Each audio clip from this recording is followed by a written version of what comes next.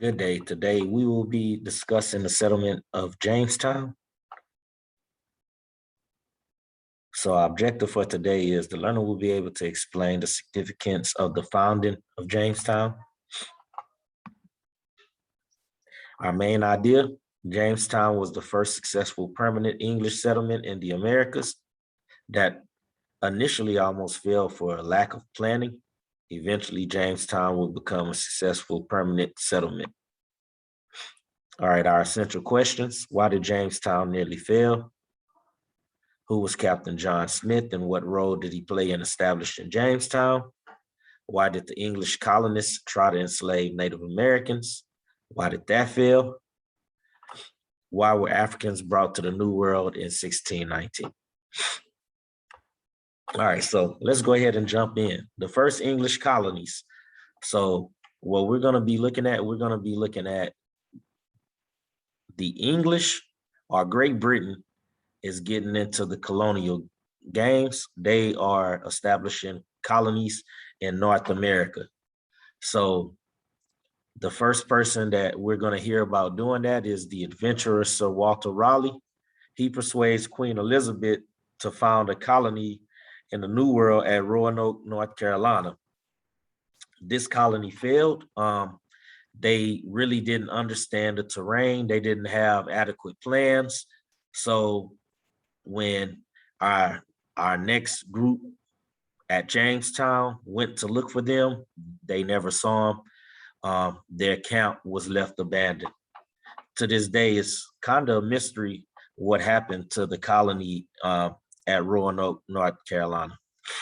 All right, so the first official permanent English colony in the New World was established by the Virginia Company for economic reasons.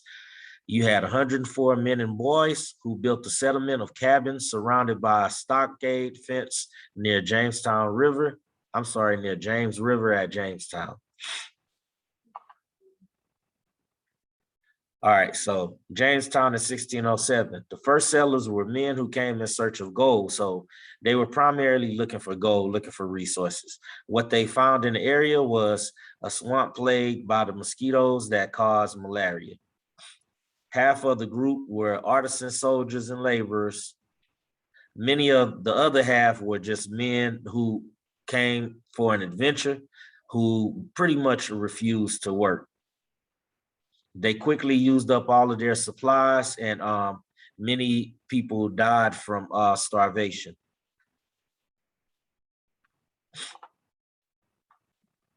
After their leader, Captain John Smith, returned to England in 1609, the colonists at Jamestown endured a second winter of starvation and death. This period is called the Starving Times.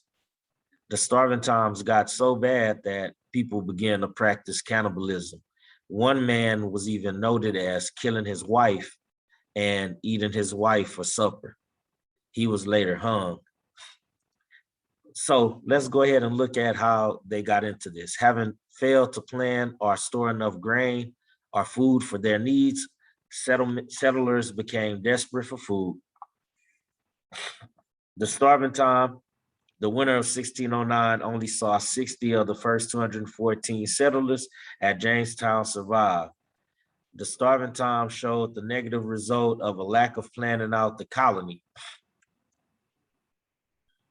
Despite these initial setbacks, the colony at Jamestown became profitable by growing tobacco for sale in Europe. By 1619, Jamestown became profitable by growing tobacco and exporting tobacco to England.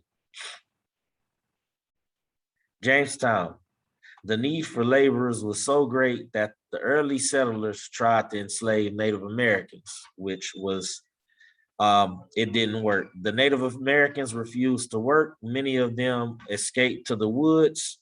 Also, they fought back. Jamestown.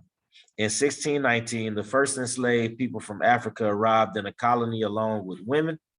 Some women and Europeans were forced to work as indentured servants. As the success of tobacco planting spread, using African slaves would grow to become the foundation of the Southern agrarian economy. That's the end of the slide share. Copy your notes and complete your assignment. My allergies are killing me. Nah, you probably going to.